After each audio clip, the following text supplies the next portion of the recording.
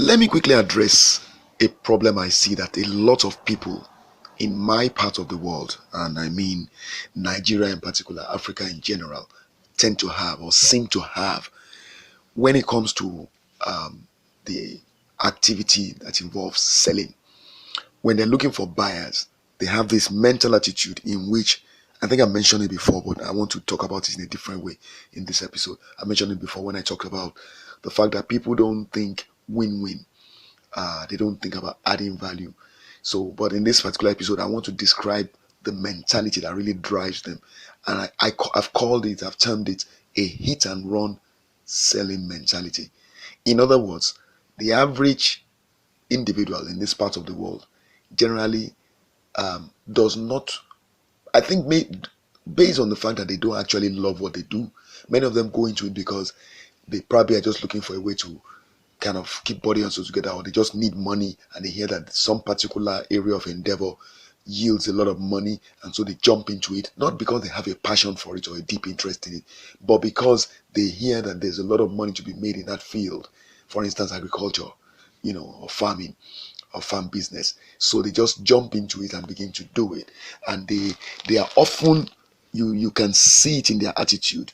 They want to put in as little work as possible, and they want to get as much returns as possible in as short a time as possible.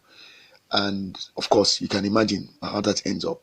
The Yorubas have a saying, "Any wafa and wofo," the one who is looking for, in pidgin, Nigerians talk about awuf de rombele. In other words, you're looking for free rides in the fancy car, as it were. It's going to end badly, 9 times out of 10. So these people, they have this mentality, and there's a lot of them. In fact, a lot of people in Nigerian social space, I have found, have this mentality. It's a hit and run mentality when it comes to sales. In fact, generally in the relationships they keep, people tend not to be willing to invest emotionally in getting the results they say they want. So whether they are looking at making friends with you, 9 times out of 10, it's because of what they think they will get by being friends with you. The minute they think there's nothing to be had in terms of benefits, at least not immediate and not substantial, they tend to give you a lot of space. But when they hear that maybe you're doing well financially, or somebody who's doing well, or you're connected to somebody that is a celebrity, something that will give them the opportunity to reap returns that they consider valuable, you see them trying to get close, not because they like you, but because of what they think they're going to get. So that's called a hit and run mentality, a mentality in which you're only looking at what you will gain and not what you can do for the other party, not what you can bring to the table. They do this in relationships. That's why Dr. Olufunmilayo, the gentleman in the UK, who was very active during most active on Twitter, during the NSAS campaign. What I loved about him was he was able to balance it out. He didn't just load his feeds with just stuff about NSAS. He also gave tips about healthy living, healthy eating. And one of the things he said, talks about relationships too, was that there were women in our part of the world, and he was so accurate, he was right on the money. He said he described them as relationship hoodlums. They will come and they will just run through a man, and they will leave him a shadow of himself, a total wreck, because all they will come and do basically is just take, and give him little or nothing. All right. So that's the mindset generally. Now in business, these same people take the same mindset into business, and they do it to one another. These are people that they would readily abuse one another. And I've seen that play out again and again and again. Then they wonder why they can't achieve long-term success in selling. Because you see, let me tell you something. To really succeed in selling, you can't go around burning bridges. The best salesmen are people who are able to establish long-term relationships with people that are going to buy from them. All right, in such a manner that they're able to do what you call repeat selling. Many times, in order to get your foot in the door, in order to get the first sale, you are most likely going to have to offer some kind of a low-ticket product or service or solution for people to buy. Because people learn to when they're buying from you for the first time, they don't know you. More often than not, they want to buy something that they don't feel is going to be so expensive. So in case they made a mistake and they have buyer's remorse, it's not something they'll be feeling so bad about, because the money is not going to be so much. All right. So generally, you are selling the low ticket item to get your foot in the door into people's pockets. And then after you've done that, you can then upsell the higher ticket item, because then you build trust. I mentioned trust in some of the previous episodes. Is the foundation on which profitable sales are made. Because this series is about finding good buyers. What I mean by good buyers are buyers that when they buy from you, make tangible profits, you make sustainable profits, not marginal profits. You are really making comfortable profits that enable you to grow your brand. So basically, that's what I'm. The problem that most of these people have is that they are never interested, right, in building such relationships that enable them to reap sustainable profits over time, and that is why they struggle to sell.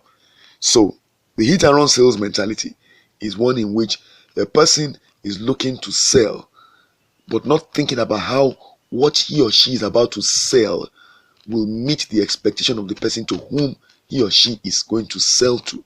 So they don't care about the buyer.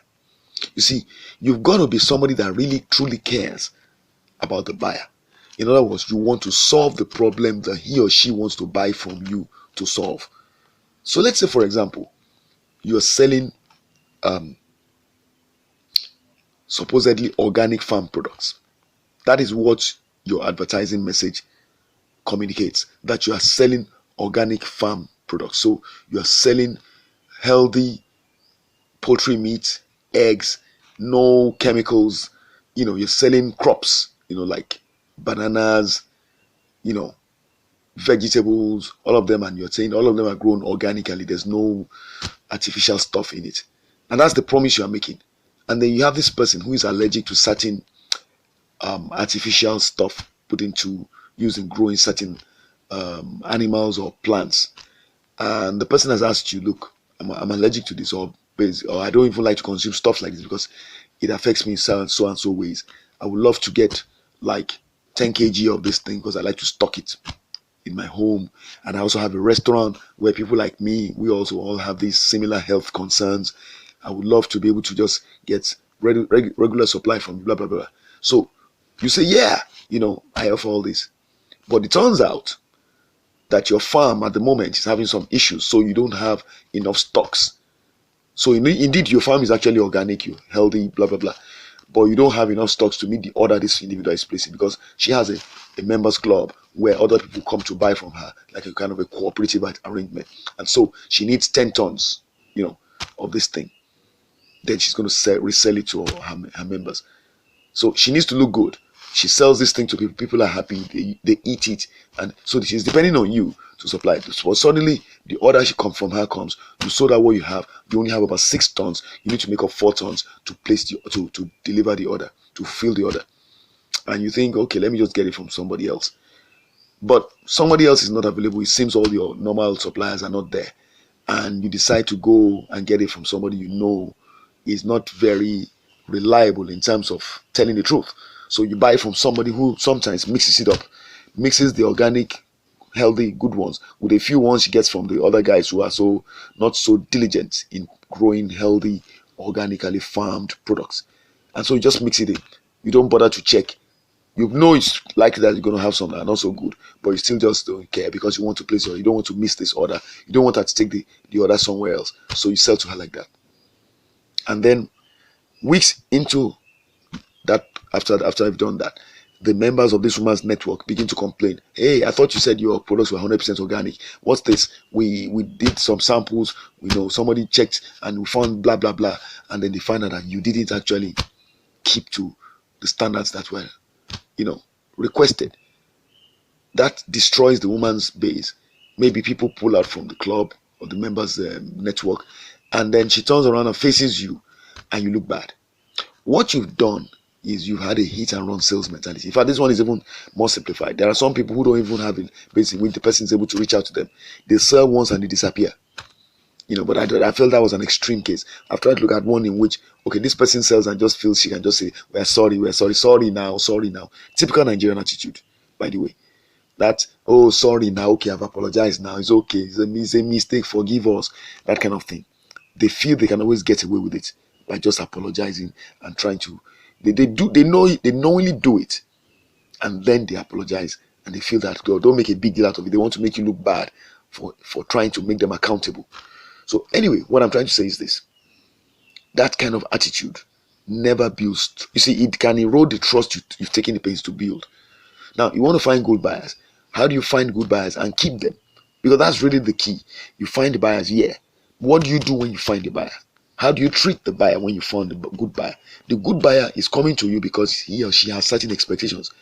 They are not NGOs. They are not charity, organizations or individuals.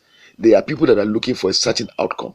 The outcome is what you promise to give to them, which is going to help them solve a problem they have. Because every time you're selling, you're actually offering a solution to a problem. Problem of hunger, I'm hungry. A problem of hunger for healthy products, I'm hungry for healthy products. So you're solving a problem. You are meeting a need.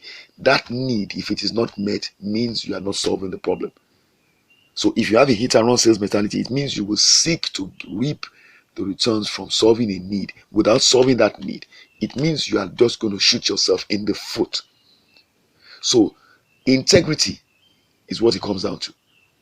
All right. If you decide to adopt a hit and run methodology, you will not build on your success, because every time you do that, you sell in that way, you will not be able to go back to that person again the same way you went the first time. You will destroy that relationship, or you will at least put a dent in the relationship. It will not help you to grow. So what we're talking about here is finding good buyers and keeping them for the long term. That is really how you make good money. You've got to be able to build relationships. That's why I tell people all the time, the outcomes we use to measure how good a salesperson you are is not necessarily just in the volume of sales you make at any point in time, but in how you are able to sustain those sales, and how you're able to sustain those sales by maintaining relationships with like 80% of the people you are selling to. There's always going to be attrition. That's, loss of clients. Client attrition happens all the time, all over the world. It's impossible to have a 100% client retention rate. It's impossible, for as long as you're a human being. But the thing is, to a great extent, you'll be able to build relationships and keep them for the long term with people that you're selling to. That's the key. I will never really respect a salesperson who is always doing one-off sales. It doesn't matter what you sell. The truth of the matter is that you are likely to make more money by retaining people that buy from you, so that you can do repeat sales. The repeat sales are usually where the profits are buried. Keep that in mind. Aim to retain the buyers you get as repeat buyers, because that is where you're going to be able to make your profits. The more they stay with you, the longer they stay with you, the more they buy from you, the more they trust you, the more they will buy more, the more they will talk about you to others. You get that? That is the key to selling. So drop the hit and run sales mentality and adopt the one that helps you to build long-term relationships. All right, this is Tayo Shalagbade. You can get across to tayo@tksola.com, or just go to the website www.tayosolagba.com. I wish you well.